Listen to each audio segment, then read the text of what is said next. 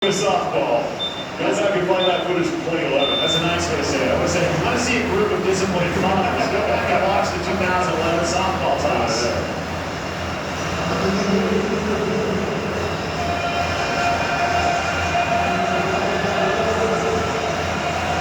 Here's Quinn Robinson's second photo. It's a good throw from Quinn.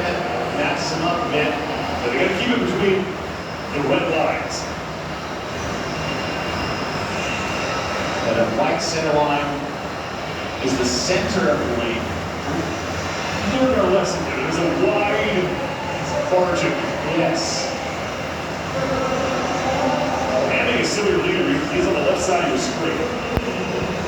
Got past the 80-foot mark. Now, if an athlete were to chuck this thing out, is it 10 feet down? It's like one bounce down. Which is the end of your distance, which is the One bounce.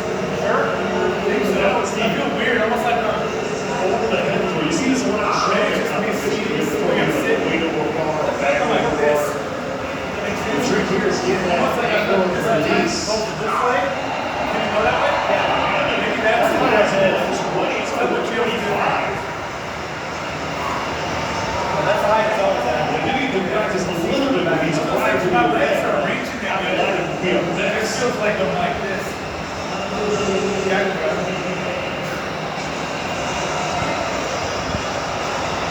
Not bad for that line.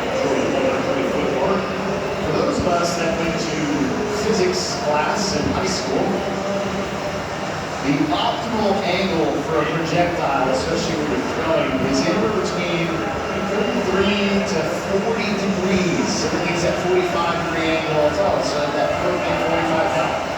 So between 30 and 40 degrees is that perfect sweet spot for the angle, getting the most distance on a projectile or a throw.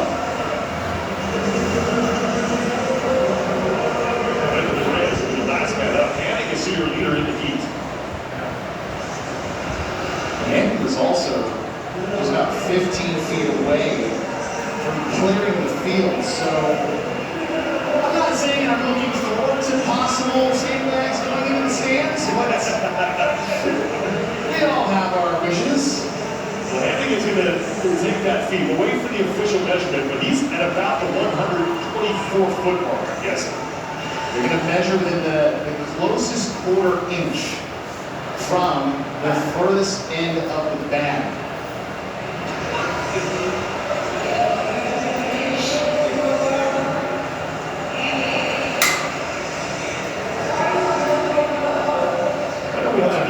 Overseas, so we'll do our best to do some conversions every now and then for you. Pounds to kilos. That bag is 30 pounds. Oh, 13 and a half kilos. I don't know what this wee stuff is. Collective effort. We're in America. We speak American. I'm just kidding to our international audience.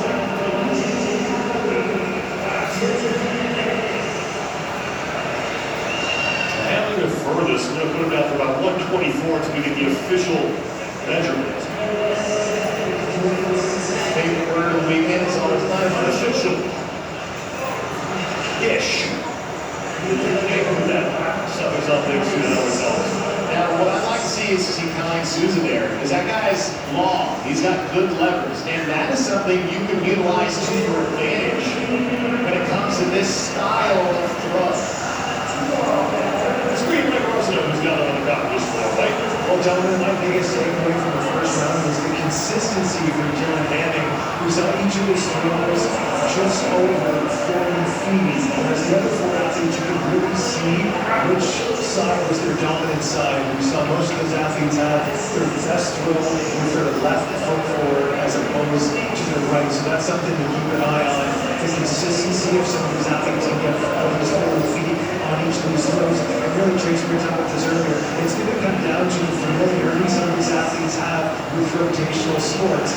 Tennis, golf, baseball.